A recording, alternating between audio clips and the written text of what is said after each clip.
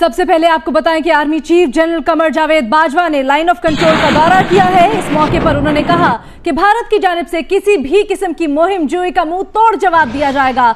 पाक फौज वतन को दरपेश दिफाई और सलामती के चैलेंजेस से आगाह है। पाक फौज हर महाज पर दरपेश खतरात को शिकस्त देने की सलाहियत रखती है।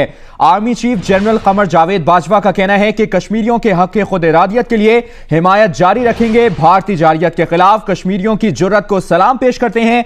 Army chief general Qamar Javed Bajwa ने अफसरान के मोराल और मिशन की तकमील के लिए फौज के आज़म को सराहा। ISPR के मुताबिक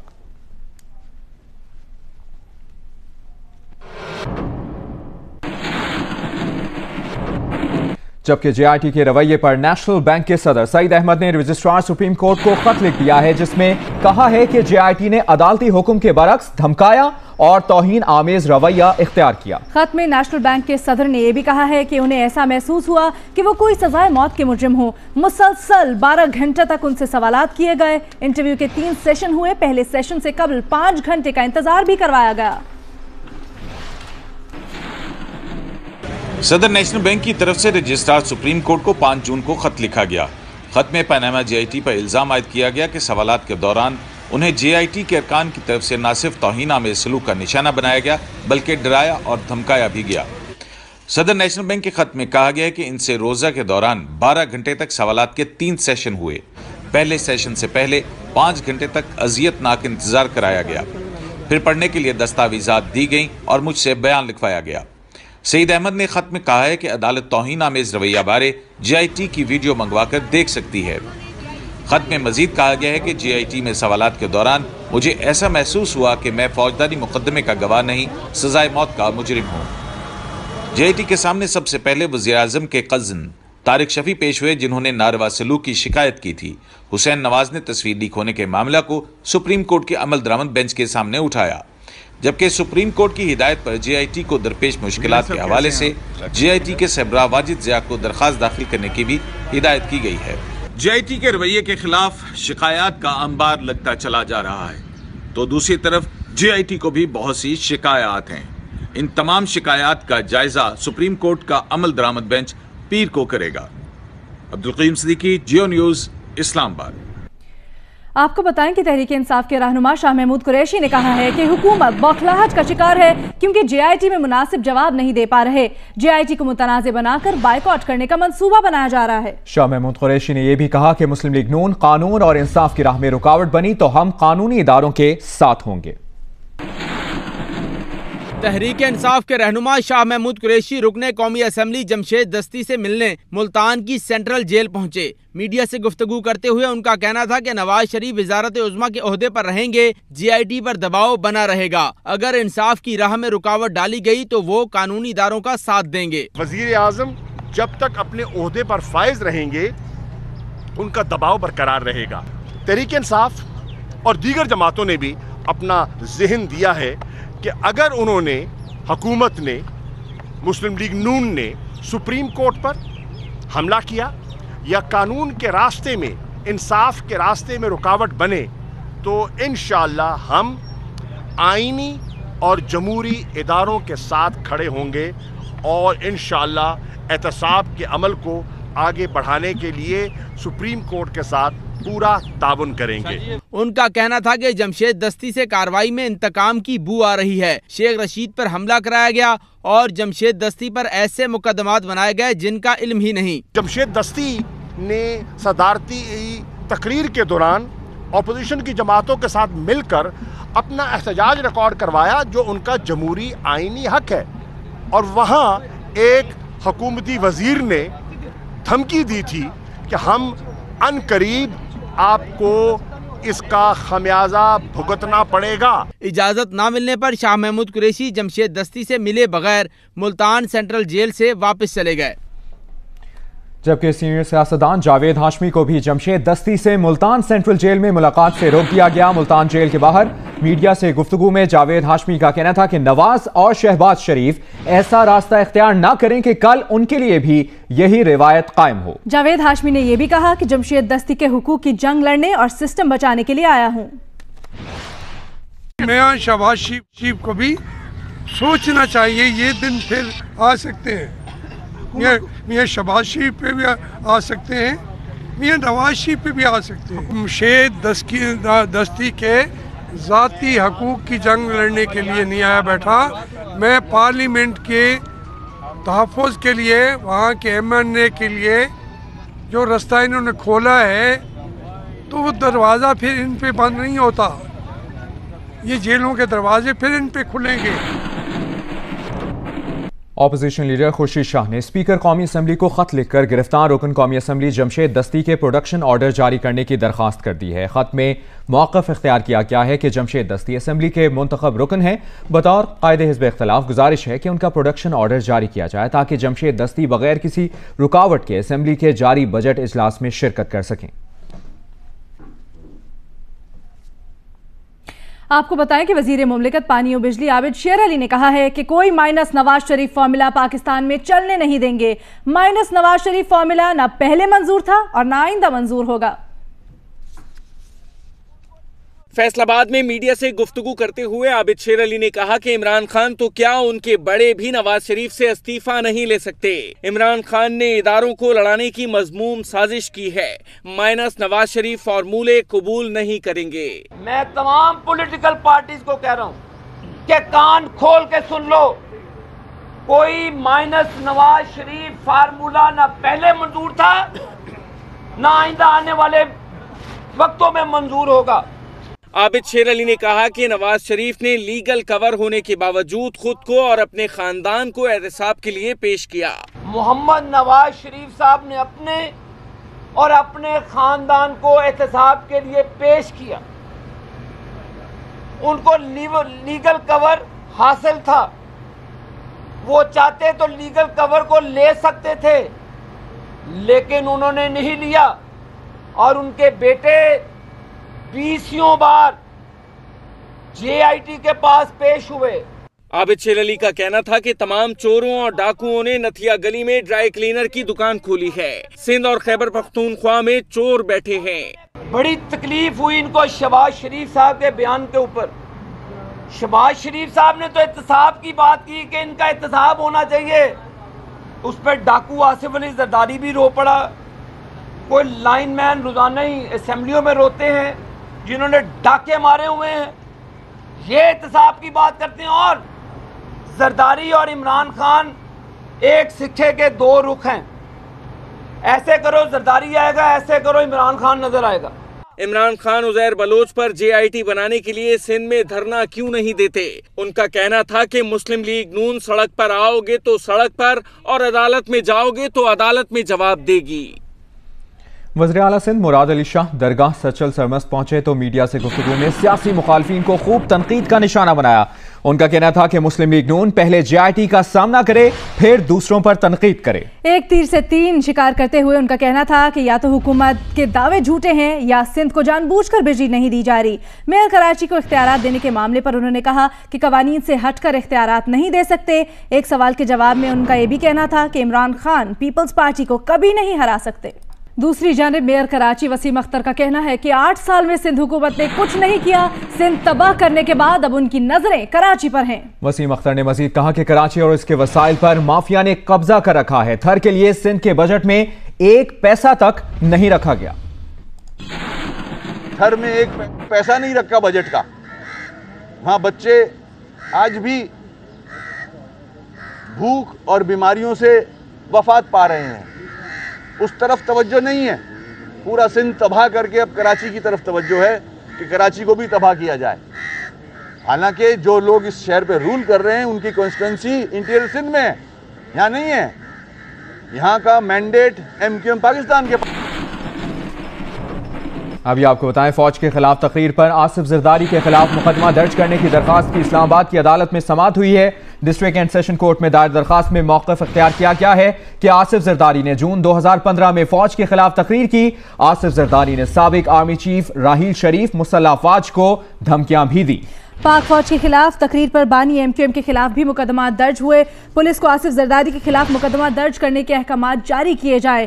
पुलिस को नोटिस जारी करते हुए अदालत ने 20 जून तक जवाब तलब कर लिया है। आपको अहम तरीन खबर से आगाह कर रहे हैं। फौज के खिलाफ तकरीर पर आसिफ जरदारी के खिलाफ मुकदमा दर्ज करने की दरखास्त की इस्लामाबाद की अदालत में समाअत हुई। डिस्ट्रिक्ट एंड सेशन कोर्ट में दायर दरखास्त में मौक़िफ़ इख्तियार किया गया कि आसिफ जरदारी ने जून 2015 में फौज के खिलाफ तकरीर की। तफसीलात जानेंगे नुमाइंदा जियो न्यूज़ ओवैस यूसुफजई से। ओवैस, अपडेट कीजिएगा। जी बिल्कुल, साबिक सदर आसिफ अली जरदारी के खिलाफ मुकदमा दर्ज करने के लिए डिस्ट्रिक्ट एंड सेशन जज की कोर्ट में समाअत हुई है और एक शहरी की जानिब से दायर दरखास्त में मौके से इख्तियार किया गया है कि साबिक सदर आसिफ अली जरदारी ने 2015 जून में एक तकरीर की जिसमें पाक फौज को धमकियां दी और साबिक आर्मी चीफ राहील शरीफ के खिलाफ भी उन्होंने तकरीर की।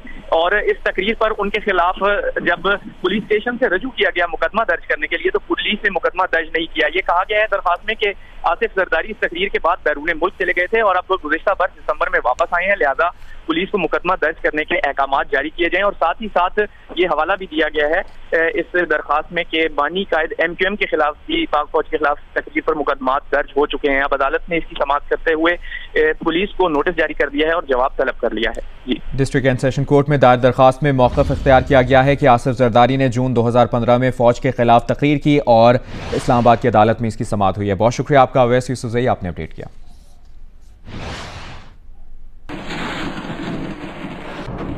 डॉक्टर आसिम हुसैन की जमानत का मामला और नैब ने डॉक्टर आसिम हुसैन की जमानत के खिलाफ सुप्रीम कोर्ट से रुजू कर लिया है। नैब का मौक़िफ़ है कि doctor Asim Hussain medical grounds पर जमानत के हकदार नहीं। नैब ने सुप्रीम कोर्ट से इस्तदा की है कि Sindh high court doctor Asim पर आयद इल्जामात की संगीनी को मद्देनजर नहीं रख सकी। इंसाफ के तकाज़ों को मद्देनजर रखते हुए इनकी जमानत मंसूख की जाए। सिंध हाई कोर्ट के 22 मार्च 2017 के हुक्म के खिलाफ सुप्रीम कोर्ट से रुजू किया गया है। डॉक्टर आसिम ने जमानत हासिल करने के लिए जाली मेडिकल रिपोर्ट्स बनवाईं। वो मेडिकल ग्राउंड पर जमानत के हकदार नहीं, उनकी जमानत खारिज की जाए। ये मौक़िफ़ इख्तियार किया नैब ने डॉक्टर आसिम के खिलाफ सुप्रीम कोर्ट में दायर दरख्वास्त में। दरख्वास्त में कहा गया कि डॉक्टर आसिम ने बतौर वजीर इख्तियारात का गलत इस्तेमाल करके गैस बहरान जाहिर किया और मार्केट में यूरिया खाद के शॉर्टफॉल से 450 अरब रुपए का नुकसान हुआ। मनी लॉन्ड्रिंग के जरिए 3 अरब रुपए, नाम निहाद ट्रस्ट के जरिए 9.5 अरब रुपए की जायदादें बनाई, मुल्क और बैरून मुल्क नाजायज असासे बनाए। डॉक्टर आसिम के खिलाफ रेफरेंस में लगे इल्जामात के शवाहिद मौजूद हैं। डॉक्टर आसिम की जमानत से मुतालिक सिंध हाई कोर्ट के रेफरी जज का फैसला कानून और हकाइक के बरअक्स है, इसलिए उनकी जमानत मंसूख की जाए। आपको बताएं कि वजीर आजम नवाज शरीफ शंघाई ताउन तंजीम के इजलास में शिरकत के बाद लाहौर पहुंच गए हैं। वजीर आजम के तैयारे का रूट आस्ताना से इस्लामाबाद था, लेकिन इस्लामाबाद में मौसम की खराबी के बायस वजीर आजम का तैयारा लाहौर में उतारा गया। वजीर आजम नवाज शरीफ काजाकिस्तान का दौरा मुकम्मल करके पाकिस्तान वापस पहुंच गए। वजीर आजम नवाज शरीफ का सहाफ़ियों के साथ गैर रस्मी गुफ्तगू करते हुए कहना था कि शंघाई ताउन तंजीम की रुकनियत मिलना पाकिस्तान की सिफारती फतह है। अक़वाम मुत्तहिदा के सेक्रेटरी जनरल और रूसी सदर के साथ मुलाकात में मसला कश्मीर और पाक भारत ताल्लुकात से मुतालिक उमूर पर बातचीत हुई। वजीर आजम का कहना था कि अफगान सदर के साथ हर मसले पर खुलकर बात हुई। वजीर आजम ने पाकिस्तान रवानगी से पहले एक्सपो सेंटर आस्ताना में पाकिस्तानी स्टॉल का दौरा भी किया। आस्ताना एक्सपो में पाकिस्तान ने ग्रीन एनर्जी का स्टॉल लगाया है। विफाकी वजीर तिजारत खुर्रम दस्तगीर ने वजीर आजम नवाज शरीफ को ब्रीफिंग दी। वजीर आजम ने आस्ताना एक्सपो में बेलारूस के स्टॉल का भी दौरा किया। आस्ताना एक्सपो में वजीर आजम के हमरा बेगम कुलसूम नवाज भी थीं। वज़ीर आज़म नवाज शरीफ और अफगान सदर अशरफ गनी की आस्ताना में मुलाकात के मज़ीद निकात। पाक अफगान ताल्लुकात में मुस्बत पेशरफ्त। सफारती ज़राए के मुताबिक सफ़ीरों, वज़रा और DGMOs की सतह की बातचीत होगी और सफारती ज़राए ने यह भी बताया कि अफगान सदर ने यकीन दहानी कराई है कि पाकिस्तान पर इल्ज़ाम तराशी नहीं की जाएगी। वज़ीर आज़म की अपनी दौरे के दौरान काजाकिस्तान और उज़्बेकिस्तान के सदूर से भी मुलाकात हुई, साथ ही साथ रूसी सदर व्लादिमीर पुतिन से भी मुलाकात हुई और वज़ीर आज़म अब वापस पहुँच चुके हैं। मज़ीद तफसीलात जानते हैं हमारी नुमाइंदा मोना खान से। मोना, बताइएगा काजाकिस्तान में क्या मसरूफियात रही वज़ीर आज़म की और गैर मुल्की सरबराहान से मुलाकातें भी हुई, इन मुलाकातों में किन उमूर पर इत्तेफाक हुआ? जी बिल्कुल, जो ये दौरा था पाकिस्तान का, ये बहुत कामयाब रहा क्योंकि पाकिस्तान को शंघाई ताउन तंजीम की मुस्तकिल रुकनीत मिल गई। मुलाकातें जो हुई हैं, पहले दिन काज़ाकिस्तान और दूसरे दिन जो अफगान के सदर के साथ जो मुलाकात हुई है, रूस के सदर के साथ जो मुलाकात हुई है और इसके अलावा अक़वाम मुत्तहिदा के सेक्रेटरी जनरल से मुलाकात हुई है, इन मुलाकातों में बहुत अहम पेशरफ्त हुई है। और मैं आपको बताती चलूँ कि जो अफगानिस्तान के सदर के साथ जो मुलाकात हुई थी उसमें वज़ीर-ए-आज़म ने अपनी गैर रस्मी गुफ्तगू में तब बताया था कि बहुत खुलकर बातचीत की गई है। और जो हमारे सफारती ज़राए हैं उन्होंने बताया है कि जो बातचीत का सिलसिला है वो अफगानिस्तान के साथ अब शुरू किया जाएगा क्योंकि बॉर्डर मैनेजमेंट पर बात की गई है, दहशतगर्दी के हवाले से बातचीत की गई है। और इसके अलावा इससे पहले पाकिस्तान की जानिब से दहशतगर्दों की फहरिस्त भिजवाई गई थी अफगानिस्तान में और अफगानिस्तान ने भी एक दहशतगर्दों की फहरिस्त भिजवाई थी पाकिस्तान को। तो उस फहरिस्त के तबादले पर भी बातचीत की गई है कि अफगानिस्तान भी उस फहरिस्त में जो दहशतगर्द मौजूद हैं उनके खिलाफ कार्रवाई करे। और पाकिस्तान की जानिब से ये बताया गया है कि जो दहशतगर्दों की जो फहरिस्त दी गई है उसमें से 20 पहले से ही हलाक हो चुके हैं। और DGMO, सुपरा और वज़रा के लेवल पर बातचीत का एक सिलसिला शुरू किया जाएगा। और ये कहना है सफारती ज़राए का कि अफगानिस्तान के साथ ताल्लुकात बेहतरी की जरूरत में जाएंगे क्योंकि अफगानिस्तान के सदर अशरफ गनी ने इस बात की यकीन दहानी करवाई है कि अब वो पाकिस्तान पर इल्जाम तराशी नहीं करेंगे, बगैर सबूत के इल्जाम तराशी नहीं करेंगे। जी सही, पाक अफगान ताल्लुकात में मुस्बत पेशरफ्त रही है और सफारती ज़राए के मुताबिक अफगान सदर ने यकीन दहानी कराई है कि पाकिस्तान पर इल्जाम तराशी नहीं की जाएगी। बहुत शुक्रिया आपका मोना खान, आपने अपडेट किया।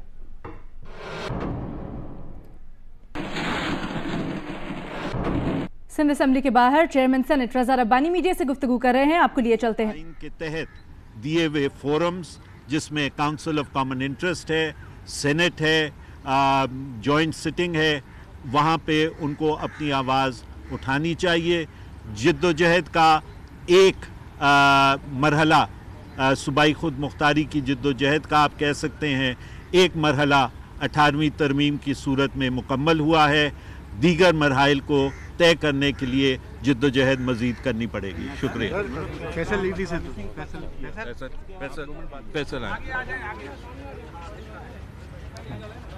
वो करना है। नहीं, आप पहले बात कर।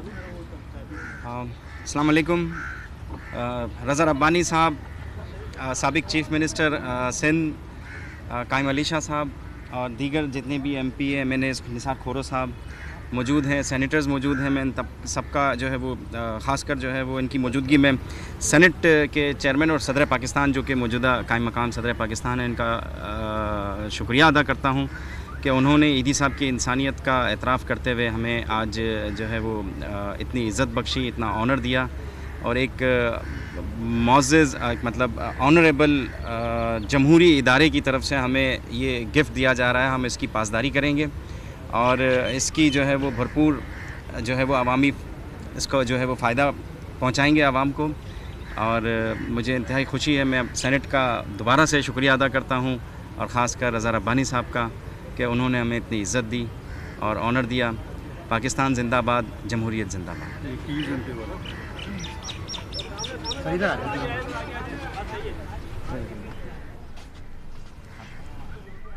सिंध असेंबली के बाहर चेयरमैन सेनेट रजा रब्बानी और फैसल ईदी मीडिया से गुफ्तगू कर रहे थे। फैसल ईदी ने कहा कि सेनेटर रजा रब्बानी का शुक्रिया अदा करता हूं। खबर यह भी है कि मीडिया अब कौमी असेंबली कार्रवाई की फुटेज नहीं बना सकेगा। कमेटियों और चैम्बर्स की फुटेज बनाना भी ममनू करार। कौमी असेंबली सेक्रेटेरिएट के नोटिफिकेशन में कहा गया है कि खिलाफ वर्जी करने वाले मीडिया के नुमाइंदों के कौमी असेंबली में दाखिला पासेस भी मंसूख किए जा सकते हैं। एक पार्लिमान दो ऐवान, मगर दोनों की पॉलिसी अलग, कवरेज का तरीकेकार अलग। सेनेट का इजलास चेयरमैन रजा रब्बानी के हुक्म पर अब वेब पर बराह रास्त नशर किया जाता है और कौमी असेंबली का इजलास सरकारी टीवी का मरहूने मिन्नत। जो सरकार कहेगी चलेगा, जो रोकेगी रुकेगा। कौमी असेंबली के बाहर बैठकर बजट इजलास करने वाली अपोजिशन का भी यही रोना है कि हुकूमती वुज़रा की मनपसंद तकारीर बराह रास्त नशर होती है, मगर अपोजिशन लीडरान की तकारीर कोई नहीं दिखाता। ऐसे में निजी मीडिया मोबाइल के जरिए अहम वाक़े की वीडियो अवाम के सामने लाता रहा। कमेटियों के इजलासों में अवामी नुमाइंदों की अवामी मसाइल पर अहम गुफ्तगू दिखाता रहा, मगर यह सब अब नहीं होगा। कौमी असेंबली सेक्रेटेरिएट ने दौरान इजलास कार्रवाई की मोबाइल फुटेज बनाने से रोक दिया। कायमा कमेटियों के इजलासों के दौरान भी तस्वीर या वीडियो बनाने पर पाबंदी। सहाफ़ियों के साथ साथ अरकान पार्लियामेंट को भी तनबीह। खिलाफवर्जी करने पर सहाफी कौमी असम्बली के पास से महरूम हो जाएगा। ये नोटिफिकेशन जारी किया है कौमी असम्बली सेक्रेटेरिएट ने। नोटिफिकेशन में कहा गया है कि कौमी असम्बली के क़वाइद और ज़वाबित के तहत कमेटियों और चैम्बर्स की फुटेज बनाना भी ममनू है। सवाल ये है कि जब अवाने बाला की कार्रवाई बराह रास्त वेबकास्ट की जाती है और दुनिया भर के पार्लिमान बराह रास्त कार्रवाई नशर करते हैं, कायमा कमेटियों की बराह रास्त कवरेज दी जाती है, तो अवाम की नुमाइंदगी के सबसे बड़े अदारे कौमी असम्बली का ऐवान और कायमा कमेटियां बराह रास्त कवरेज से क्यों महरूम हैं? क्या अवाम को जानने का हक नहीं कि उनके नुमाइंदे उनके मसाइल पर क्या पॉलिसियां बना रहे हैं और कैसे? वकार सत्ती, जियो न्यूज़, इस्लामाबाद। आगे बढ़ते हैं, आपको बताएं कि चीनी बहरिया के 3 जहाजों के टास्क ग्रुप गैर सगाली दौरे पर कराची पहुंचे हैं। रेयर एडमिरल शेन हाउ चीनी बहरिया बेड़े की क़यादत कर रहे हैं। तर्जुमान पाक बहरिया के मुताबिक पाक बहरिया के सीनियर हुकाम और चीनी सफीर समेत सिफारत खाने के अमले ने खैर मकदम किया। पाक बहरिया का चाकू चौबंद दस्ता और बैंड भी इस्तकबाल के लिए मौजूद था। तर्जुमान पाक बहरिया का कहना है कि चीनी जहाज़ों का अमला पाकिस्तानी हम मनसबों से पेशा वराना उमूर पर तबादला ख्याल करेगा। चीनी जहाज़ पाक बहरिया के जहाज़ों के साथ बहरी मशकें भी करेंगे।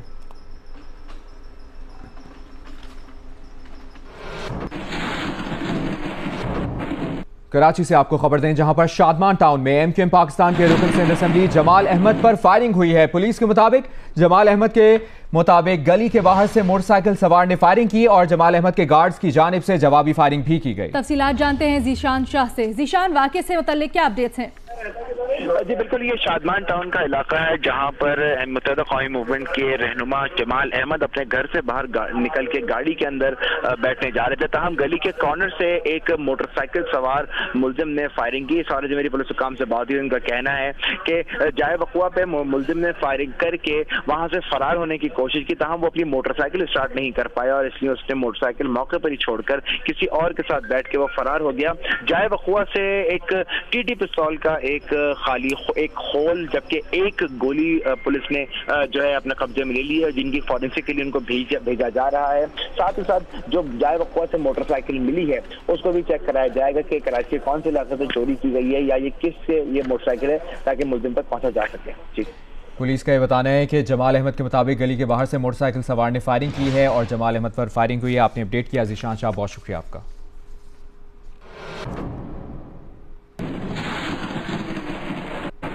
मशाल कत्ल केस से मुतालिक अपडेट ये कि केस की मुंतकिली के लिए पेशावर हाई कोर्ट में दरखास्त दायर कर दी गई है। दरखास्त मशाल खान के वालिद इकबाल खान ने दायर की है, जिसमें कहा गया है कि मशाल केस की समाअत मर्दान की बजाय किसी और जिले में की जाए। मर्दान में सिक्योरिटी खदशात हैं। दरखास्त गुजार ने यह भी कहा है कि मशाल खान कत्ल केस का ट्रायल जेल में कराया जाए।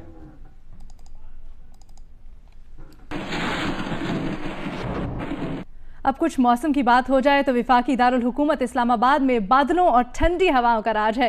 महकमा मौसमियात ने इस्लामाबाद समेत बालाई इलाकों में आज शाम और रात में तेज हवाओं और गरज चमक के साथ बारिश का इम्कान जाहिर किया है। मजीद तफसीलात बता रही हैं नुमाइंदा जियो न्यूज़ आसिया अंसर।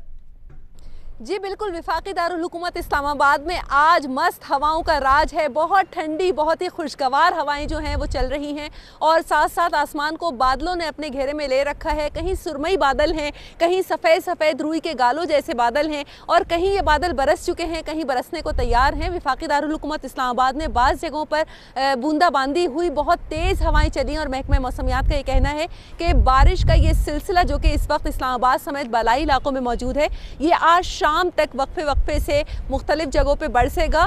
बारिश कम होगी इस सिलसिले में, लेकिन तेज़ हवाएं बहुत ज़्यादा होंगी और इन हवाओं को हम यहाँ पे महसूस कर रहे हैं। रोज़ेदारों का रोज़ा भी आज इन हवाओं के सबब, इस ठंडे मौसम के सबब बहुत अच्छा हो गया है।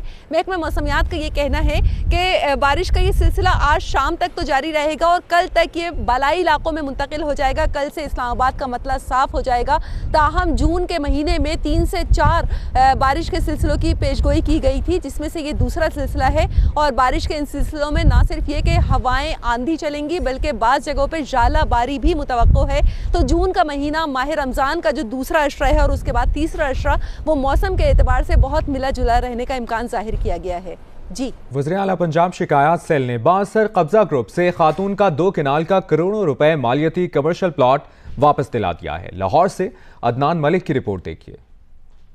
रुबीना शहीन नामी खातून ने वज़ीर आला पंजाब शिकायत सेल को तहरीरी शिकायत की कि उसने आर ब्लॉक जोहर टाउन में 2 कनाल पर मुश्तमिल कमर्शियल प्लाट किराए पर दिया था, लेकिन किराएदारों ने उस पर कब्जा कर लिया। वो न प्लाट छोड़ते ना ही किराया देते हैं। वज़ीर आला पंजाब के मशीर शफकत हुसैन पांदा ने दरख्वास्त पर कार्रवाई करते हुए प्लाट खातून को वापस दिलवा दिया। 11 महीने से इन लोगों ने कब्जा किया हुआ था, किराया भी नहीं दे रहे थे इनको, और कोर्ट में भी इनका मसला चल रहा था। तो बजाय मैंने पुलिस को फ़ोन करने के, मैंने उनको फ़ोन किया और बुलाया।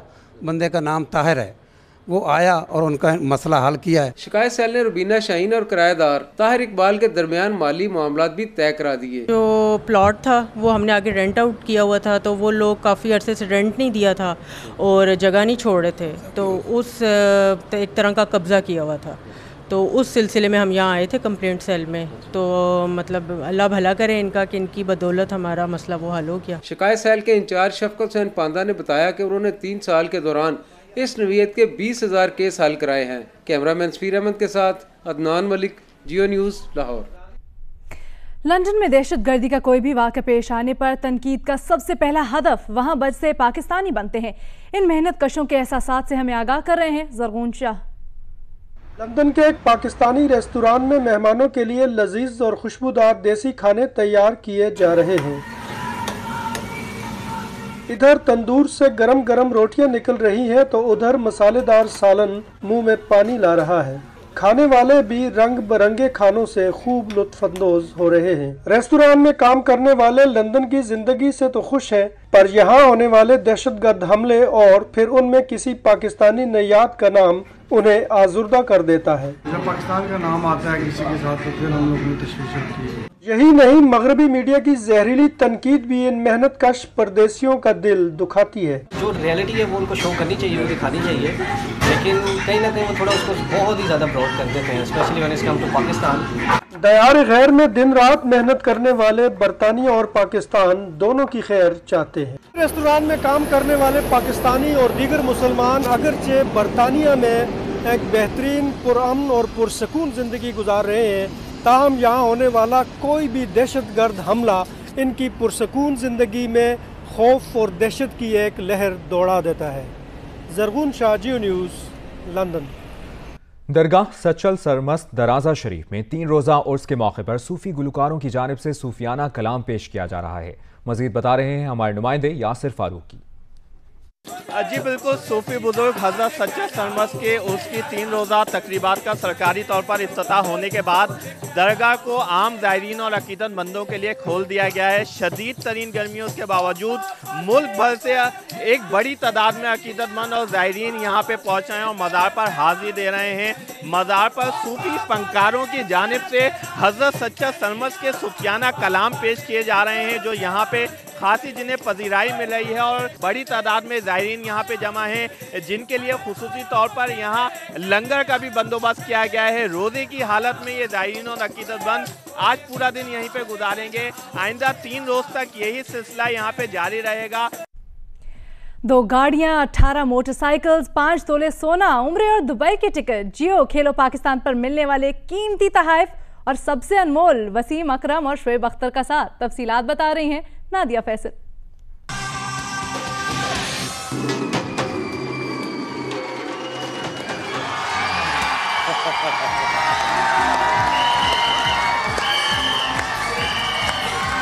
आवाज नहीं आ रही है। गेम शो की मकबूल सेगमेंट 1 और 1 11 में बजरिया कुरा अंदाजी मुंतखब होने वाली एक और खुशनसीब फैमिली 11 तोले सोना और प्लॉट हारने पर भी 5 तोले सोना, motor bike, LED TV, mobile phone और दीगर इनामात की हकदार ठहराई।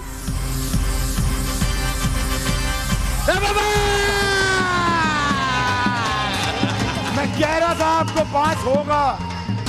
खेले प्लॉट चाहिए था लेकिन कोई बात नहीं, हमने 5 तोला सोना, एक वाटर डिस्पेंसर और LED बाइक हमने एक विन के, एक साइकिल भी।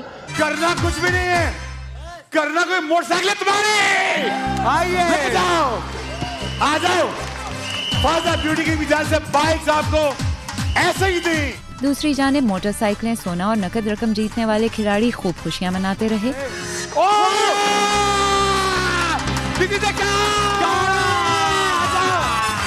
चलाएंगे मार, चलाएंगे मार, सेल्फी चलाएंगे मार, गाड़ी है, गाड़ी पे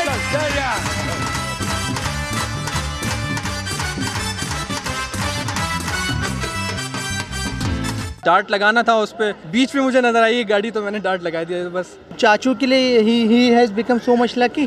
चाचू वन अ कार। 2 लाख रुपए का बैक सेट हैमर की जानिब से। हर लम्हे को खूब एंजॉय करते हाजरीन ने भी शो की एनर्जी और इसके मेजबानों के पुरजोश अंदाज की दिल खोल के तारीफ की। आहा मजा आ गया घूम के। तालियां आपकी तरफ आ रहे हैं हम लोग, मेरे बाल आपकी तरफ आ रहे हैं हम लोग, मेरे बाल आ रहे हैं। शो बहुत अच्छा है, एंजॉय कर रहे हैं हम बहुत ज्यादा। एंटरटेनमेंट बहुत अच्छी मिल रही है और बहुत अच्छी तरह से ये लोग खिला रहे हैं। इससे अच्छा शो कहीं नहीं है, जिससे बच्चे बड़े बूढ़े सभी एंजॉय करते हैं। बहुत मजा आया, एक्साइटेड हूँ बहुत। शोएब भाई और वसीम भाई की वजह से स्पेशली आए हैं। विनर है नंबर 68। जियो खेलो पाकिस्तान के 13वें दिन के बड़े इनामात में 2 गाड़ियां, 5 तोले सोना, 2 लाख का बेट सेट, उम्रे और दुबई की टिकट के अलावा 18 मोटर बाइक्स भी शामिल हैं। कैमरामैन अदनान अली के साथ नादिया फैसल, जियो न्यूज कराची। हारना नहीं है, मिलते हैं कल सेम टाइम पे। जियो खेलो पाकिस्तान।